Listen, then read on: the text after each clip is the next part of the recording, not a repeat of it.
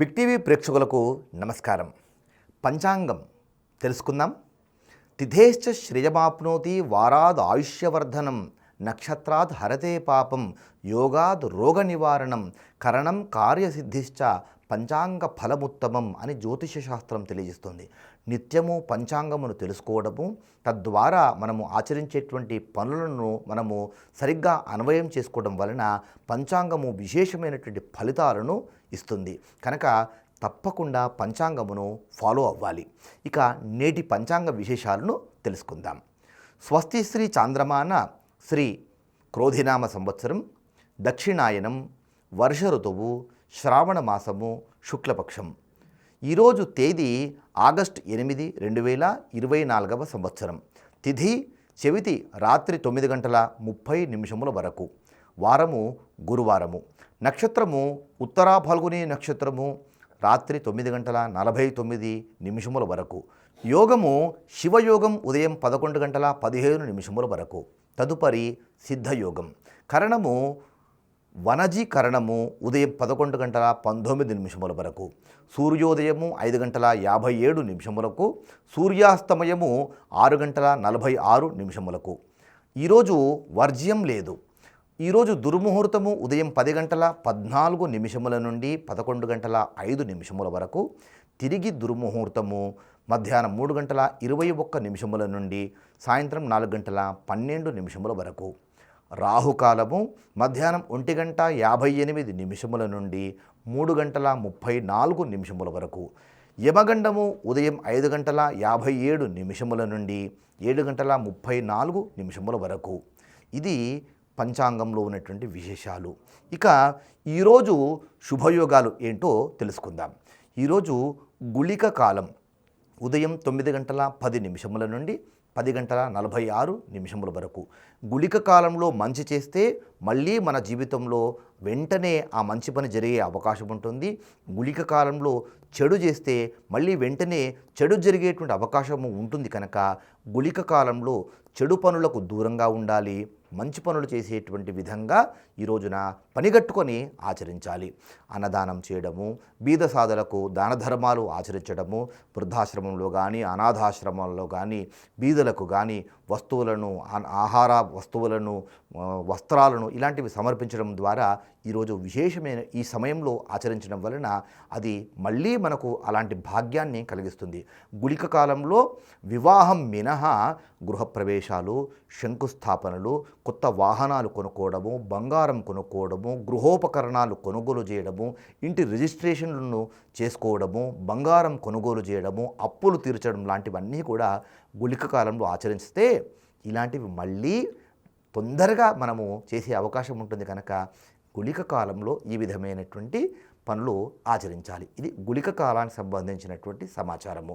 ఇక ఈరోజు బ్రహ్మ ముహూర్తం 4:28 నుండి 5:13 వరకు. బ్రహ్మ ముహూర్తంలో చేసేటువంటి దేవత ఆరాధన, విద్యాభ్యాసము, బ్రహ్మ ముహూర్తంలో చేసేటువంటి జపము, తపము, అర్చన మొదలైనటువంటివన్నీ కూడా మిగతా సమయాల్లో ఆచరించేటువంటి వాటి అన్నింటికంటే కూడా బ్రహ్మముహూర్తంలో చేసేటువంటి సాధన వలన అవి 10 రెట్ల అధికమైనటువంటి ఫలితాన్ని ఇస్తాయి. కనుక బ్రహ్మముహూర్తము అంతటి విశేషమైనటువంటిది. విద్యార్థులైతే కనుక బ్రహ్మముహూర్తంలో చదువుకుంటే వారికి జ్ఞాపక శక్తి అధికంగా ఉంటుంది.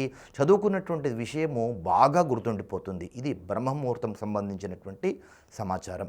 ఇక ఈరోజు అభిజిత్ లగ్నము ఉదయం 11:56 నుండి మధ్యాహ్నం 12:47 వరకు.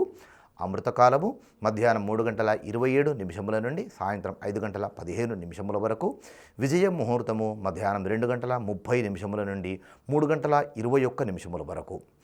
ఈ అభిజిత్ లగ్నంలో అమృతకాలంలో విజయ ముహూర్తంలో చేసేటువంటి ముఖ్యమైనటువంటి పనులు ఈ సమయంలో ఆచరిస్తే కనుక ఎక్కువ శాతము మంచి రిజల్ట్ ఉండేటువంటి అవకాశం ఉంటుంది. కనుక ఈ సమయాలను సద్వినియోగం చేసుకోండి. ఇక గోధూళి ముహూర్తం ఈరోజు సాయంకాలం 6:46 నుండి రాత్రి 7:08 వరకు గోధూళి ముహూర్తము. గోధూళి ముహూర్తంలో గృహప్రవేశమును ఆచరించడము సాంప్రదాయంలో ఉంది. గోధూళి ముహూర్తంలో అనుష్ఠానం చేయడము, గోధూళి ముహూర్తంలో జపతపాలు చేయడం కూడా విశేషమైనటువంటి యోగాన్ని కలిగిస్తాయి కనుక గోధూళి ముహూర్తాన్ని సద్వినియోగం చేసుకోవాలి. ప్రాతః సంధ్యా సమయం ఉదయం 4:50 నుండి 5:57 వరకు ప్రాతః సంధ్యా సమయము. సరిగ్గా ఈ సమయంలో సంధ్యావందనం చేసుకోవడము, దేవతార్చన ప్రారంభించడం అనేటువంటిది చేయాలి. సాయం సంధ్యా సమయము 6:46 నుండి 7:53 వరకు. సాయం సంధ్యా సమయంలో సాయంకాలం సంధ్యావందనం ఆచరించడము, దీపారాధన, సాయంకాలం దేవతార్చన మొదలైనటువంటివి ఆచరించుకోవచ్చు. ఇది పంచాంగంలో ఉన్నటువంటి యోగాలు. ఇక నేటి విశేషం. ఈరోజు విశేషము దూర్వా గణపతి వ్రతం. దూర్వములు అంటే గరిక. ఈరోజు తిథి చతుర్థి తిథి. చతుర్థి తిథికి గణపతి అధిపతి. ఈరోజు శ్రావణ శుద్ధ చతుర్థి. శ్రావణ శుద్ధ చతుర్థి రోజున గణపతిని గరికలతో పూజించాలి అని సాంప్రదాయం తెలియజేస్తుంది కనుకనే ఈరోజు దూర్వా గణపతి చతుర్థి అనేటువంటి పేరిట ఒక పండుగ మనకు చెప్పడం జరిగింది. అని విశేషమైనటువంటి పండుగగా మనము ఏదో దీపావళి దసరాలా కాకుండా సాంప్రదాయంలో అనేకమైనటువంటి తిథి ప్రత్యేకమైనటువంటి పండుగలు మనకు కనబడుతూ ఉంటాయి. అవి ముఖ్యమైనటువంటి విషయాలు కనుక అలాంటి రోజుల్లో కూడా విశేష దేవతారాధన చేసుకోవాలి. కనుక ఈ శ్రావణ శుద్ధ చతుర్థి రోజున గణపతిని ఆరాధించాలి. ఎవరెవరు ఆచరించాలి అంటే ప్రతి ఒక్కరూ ఆచరించాలి. విశేషంగా ఈ రోజున బాగా ఆటంకాలు ఎవరెవరైతే ఎదుర్కొంటున్నారో వాళ్ళందరూ విద్యార్థులు ఈ గణపతిని గరికలతో పూజించాలి. శుభ్రమైనటువంటి గరికను తీసుకొని వచ్చి కడిగి 16 గరిక కట్టలను తయారు చేసుకొని గణపతి షోడశ నామాలు చెప్పుకుంటూ ఓం సుముఖాయ నమః, ఓం ఏకదంతాయ నమః, ఓం కపిలాయ నమః అనేటువంటి 16 నామాలు ఉంటాయి. ఆ నామాలతో ఈ గరిక కట్టలను పోచలను గణపతి దగ్గర పెట్టేసి గణపతికి ఇష్టమైనటువంటి లడ్డూలు, కుడుములు, పాయసము, మోదకములు, జామ పండ్లు, అరటి పండ్లు ఇలాంటివి ఏవైనా కానీ గణపతికి నైవేద్యంగా సమర్పించవచ్చు. చెరుకు గడలు దొరికితే చెరుకు గడలు పెడితే ఇంకా అపారమైనటువంటి అనుగ్రహం గణపతి కురిపిస్తాడు. ఇవేవీ దొరకలేవనుకోండి, కొండంత దేవునికి కొండంత భక్తి అన్నట్టుగా ఇంట్లో ఉన్నటువంటి మంచి బెల్లమును గణపతికి పెట్టి ఒక టెంకాయ కొట్టినా కానీ ఆయన అనుగ్రహిస్తాడు. కనుక ఈ శ్రావణ శుద్ధ చతుర్థి రోజున గణపతిని చక్కగా గరికతో పూజించండి. ఆటంకములన్నీ కూడా ఆ గణపతి తొలగిస్తాడు. సమయం ఉన్నటువంటి వారు గణపతి హోమాలను చేసుకోండి. గణపతికి చెరుకు రసంతో అధర్వణ శీర్షంతో అభిషేకము చేయించుకోండి. అది గణపతి అనుగ్రహము అపారంగా లభిస్తుంది. ఇది నేటి విశేషము గణేశ దూర్వా వ్రతం. ఇక రేపటి విశేషం. రేపు శ్రావణ శుద్ధ పంచమి. శ్రావణ శుద్ధ పంచమి రోజున నాగుల పంచమి అనేటువంటి పర్వదినము, గరుడ పంచమి అనేటువంటి పర్వదినము రెండూ కూడా మనకు కనబడుతూ ఉన్నాయి. ఈ రోజున నాగులను పూజించాలి, గరుత్మంతుణ్ణి ఆరాధించాలి. వాస్తవానికి ఈ నాగులు అంటే నాగ జాతి, మళ్ళీ ఈ గరుత్మంతుడు ఇరువురు కూడా ఇద్దరు సవతి పిల్లలు, అన్నాదమ్ముళ్ళే వీళ్ళిద్దరూ కూడా. అయినప్పటికీ కూడా జాతి వైరం అనేటువంటిది ఇద్దరి మధ్యలో ఉంటుంది. ఈ గరుత్మంతుడు గరుడుడు చూస్తే పాములు భయపడతాయి. గరుత్మంతునికి పాములే ఆహారము, మనకు అందరికీ తెలిసినటువంటిదే. అయినప్పటికీ కూడా శ్రావణ శుద్ధ పంచమి రోజున ఈ వైరం కలిగినటువంటి ఇరువురు దేవతలను పూజించుకునేటువంటి సాంప్రదాయం మనలో ఉంది. కనుక శ్రావణ శుద్ధ పంచమి రోజున నాగుల పంచమి వ్రతాన్ని ఆరాధించాలి, గరుడ పంచమి వ్రతాన్ని ఆరాధించుకోవాలి. అయితే ఎవరెవరైతే సర్ప దోషములతో బాధపడుతూ ఉన్నారో, నాగదోషంతో బాధపడుతూ ఉన్నారో, గర్భస్రావము జరిగేటువంటి వారు, సంతానము కానటువంటి వారు, ఇంకా సంతానం కోసము తపిస్తూ ఉన్నటువంటి వారు, వీళ్ళందరూ కూడా ఈ రోజున ఖచ్చితంగా నాగేంద్రునికి పాలతో అభిషేకం చేసి ఆ నాగేంద్రుని చుట్టూ ప్రదక్షిణాలు చేసుకొని నమస్కారం చేసుకుంటే కనుక ఈ నాగదోషాలు తొలగిపోతాయి. ఎలాగో పాలతో అభిషేకం చేయమన్నారు కదా అని చెప్పేసి ఏ పాలు పడితే ఆ పాలు నాగేంద్రుని మీద పోయకూడదు, అది పాపం అవుతుంది. అలా పాలు పోసి మనం పాపం చుట్టుకున్నట్టే. కొన్ని ఆవు పాలు, కేవలం శ్రేష్టమైనటువంటి ఆవు పాలే తీసుకోవాలి. ఆ ఆవు పాలు కూడా కేవలం ఒక 50 మిల్లీలీటర్లు మాత్రమే తీసుకుంటే సరిపోతుంది.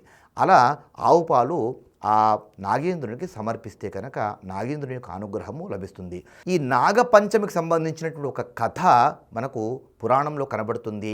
నాగపంచమి వ్రతంకు సంబంధించినటువంటి వీడియో కూడా మన బిగ్ టీవీ ఛానల్లో అప్లోడ్ చేయడం జరిగింది. ఆ లింక్ ఈ డిస్క్రిప్షన్లో ఉంటుంది.